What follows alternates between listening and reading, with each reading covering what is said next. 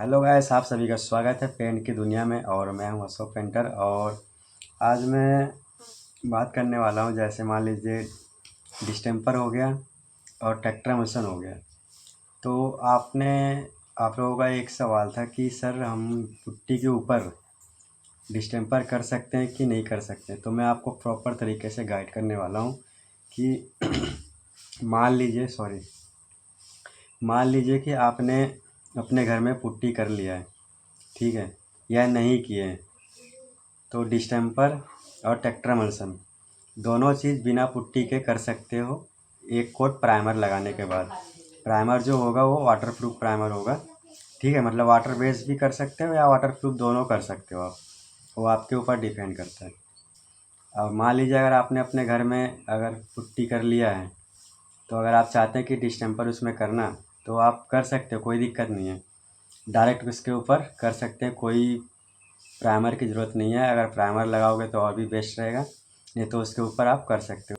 क्योंकि आप जहाँ रह रहे हैं वहाँ हो सकता है महंगा आता हो, लेकिन दिल्ली द्वारका में जो है डिस्टेम्पर बर्जर का आता है 700 800 रुपये से 850 रुपये तक का, ठीक है। और सेम मतलब हमारा काम डेली का होता है, तो हम लोग 750 रुपये में ख़रीदते हैं बर्जर वाला। और एशियन का जो हम ख़रीदते हैं वो 850 रुपये का ख़रीदते हैं, ठीक है। और आपके यहाँ कितने का मिलता है ये मुझे नहीं पता, हो सकता है आपके यहाँ महंगा मिलता हो। और ट्रैक्टर मल्सन हम जो ख़रीदते हैं वो द्वारका में हम ख़रीदते हैं 2650 रुपये का, ठीक है। कई जगह 2550 का भी देता है, कई जगह 2650 का भी देता है, कई जगह जो है 2750 का भी देता है। मतलब अलग अलग दुकान में अलग अलग रेट है, वो क्या है नहीं है मुझे नहीं पता।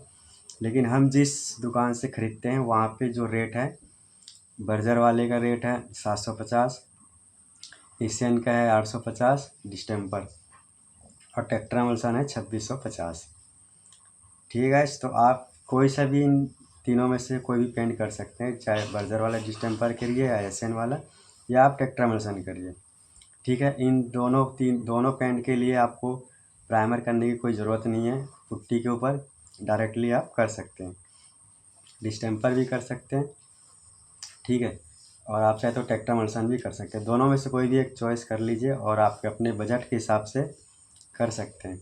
अगर डिस्टेम्पर करना चाहते हैं तो एशियन का या बर्जर का, मतलब तीसरा कंपनी कोई नहीं होना चाहिए, क्योंकि हम जो यूज करते हैं ज़्यादातर बर्जर का और एशियन का ही करते हैं, तो क्वालिटी दोनों का बेस्ट है, ठीक है। और मेरी तरफ से आप चाहे तो बर्जर का ले लीजिए, कोई दिक्कत नहीं है, सबसे बेस्ट है। और आप चाहे जैसे भी कर सकते हैं, चाहे आप ट्रैक्टर मल्सन भी कर सकते हैं, वो भी बेस्ट रहेगा। और डिस्टेम्पर क्या है कि 2 साल आपका आराम से निकाल देगा, कोई दिक्कत नहीं है। 2 साल बाद क्या होता है कि कलर जो है वो धीरे धीरे उड़ जाता है, जैसे आप मेरे पीछे देख रहे हैं, कहीं पे वाइट कहीं पे ब्लू दिखाई दे रहा है।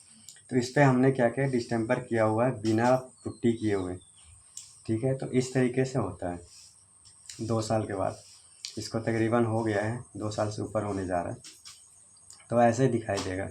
अगर आप ट्रैक्टर मल्सन लेते हैं तो आपको 4 से 5 साल कोई दिक्कत नहीं जाएगा, ठीक है। 4 साल के बाद ही आपको जो है इस तरीके से कलर फेड दिखाई देगा, कोई दिक्कत नहीं है।